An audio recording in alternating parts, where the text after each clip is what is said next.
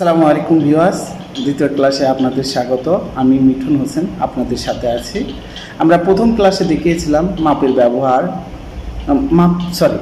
আমরা প্রথম ক্লাসে দেখিয়েছিলাম মাপের নাম ও অর্থ। অর্থাৎ আমরা প্রথম ক্লাসে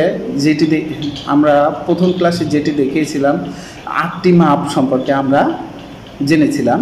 এই 8টি মাপের উপর ভিত্তি করে আজকে আমরা দেখাবো মাপের ব্যবহার। আমরা কোথায় কোন মাপ ব্যবহার করব সেটি কিন্তু আজকে আমরা দেখাবো। তো এটার জন্য আমাদের যেটি করতে হবে, আমরা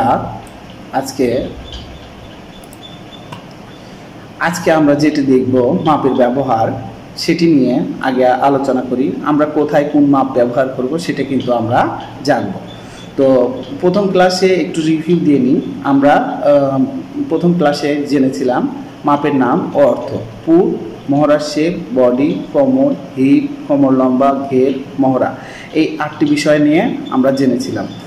আজকে 8টি বিষয় নিয়ে জেনেছিলাম এবং ছবি আকারে আমরা দেখিয়েছিলাম। দ্বিতীয় ক্লাসে আমরা যেহেতু আজকে আমরা জানবো মাপের ব্যবহার, এই মাপের ব্যবহার সম্পর্কে আজকে আমরা যেটা নিয়ে আলোচনা করব, কোথায় কি ব্যবহার হয় সেটি নিয়ে আলোচনা করব। তো আসুন সরাসরি আমরা স্ক্রিনে যাই।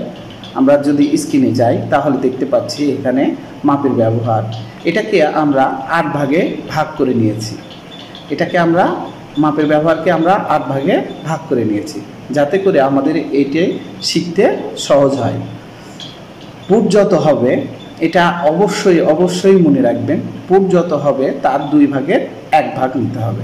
পুট যত হবে তার 2 ভাগের 1 ভাগ নিতে হবে। কারণ হলো আমরা যখন কাপড়টাকে ভাঁজ করছি তখন অবশ্যই ওটার অর্ধেক হয়ে যাচ্ছে।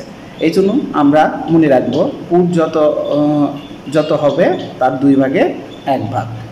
মহড়ার শেপ, পুট যত ততই পুটের 2 ভাগের 1 ভাগ, পুটের 2 ভাগের 1 ভাগ। অর্থাৎ মহড়ার শেপ যেটা হবে পুট যত ততই, পুট যা হবে অর্থাৎ অর্ধেক সেটাই হবে, এখানে সেম হবে, তার 2 ভাগের 1 ভাগ। অর্থাৎ পুট যা হবে মহড়ার শেপও সেম হবে। বডি হবে, বডি যত হবে তার 4 ভাগের 1 ভাগ। আমরা বডির যে মাপটা নিব সেটা যা হবে তাকে 4 দিয়ে ভাগ করে যে সংখ্যাটা বার হবে সেই সংখ্যাটাই আমরা নিব। এটা মনে রাখতে হবে। এইবার আসি কোমর যত হবে তার 4 ভাগের 1 ভাগ। কোমর যা হবে, কোমরের মাপ যেটা আসবে তার 4 ভাগের 1 ভাগ।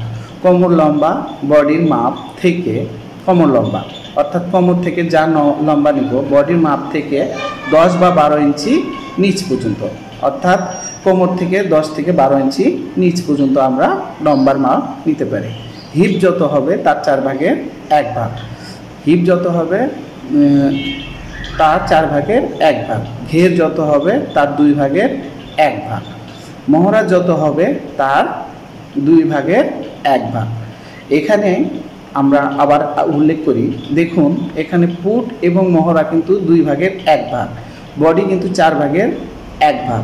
কোমর যত হবে 4 ভাগের 1 ভাগ। কোমর লম্বা যেটা নিব 10 থেকে 12 ইঞ্চি, এবং হিপ যত হবে তার 4 ভাগের 1 ভাগ। ঘের যত হবে 2 ভাগের 1 ভাগ। মহড়া যত হবে তার 2 ভাগের 1 ভাগ।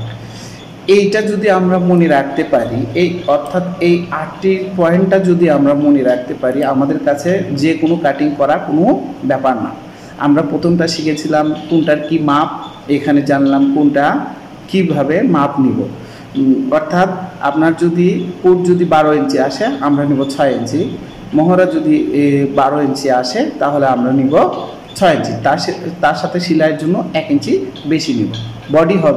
বডি আমাদের যদি 34 ইঞ্চি আসে তাহলে 34কে 4 দিয়ে ভাগ দিব, অর্থাৎ 36 ইঞ্চি যদি আসে 4 6 36, 6 ইঞ্চি, তার সাথে 1 ইঞ্চি বেশি নিয়ে আমরা কাপড়টা কেটে নিব। কোমর যত হবে তার 4 ভাগের 1 ভাগ। সেম ক্যাটাগরি ওয়াইজ কোমর লম্বা অর্থাৎ কোমর থেকে আমরা নিচ পর্যন্ত যে মাপটা অর্থাৎ যে লম্বাটা আমরা নিতে চাচ্ছি হিপ হিপও তাই 4 ভাগের 1 ভাগ। ঘের যত হবে তার 2 ভাগের 1 ভাগ, অর্থাৎ 18 ইঞ্চি ঘের হলে 9 ইঞ্চি নিব, তার সাথে 1 ইঞ্চি সেলাইয়ের জন্য বেশি নিব। মহড়া যত হবে তার 2 ভাগের 1 ভাগ। মহড়ার শেপ অর্থাৎ এই ঘেরের শেপ যা হবে, অর্থাৎ এটা যদি 12 ইঞ্চি হয় তাহলে আমরা নিব হলো 6 ইঞ্চি, সাথে 1 ইঞ্চি বেশি নিব।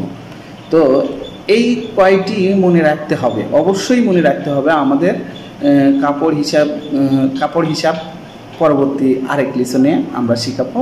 আজ এ পর্যন্তই। আশা করি আপনারা বুঝতে পারছেন, আমাদের ক্লাসগুলো এনজয় করছেন এবং পাশে থাকবেন।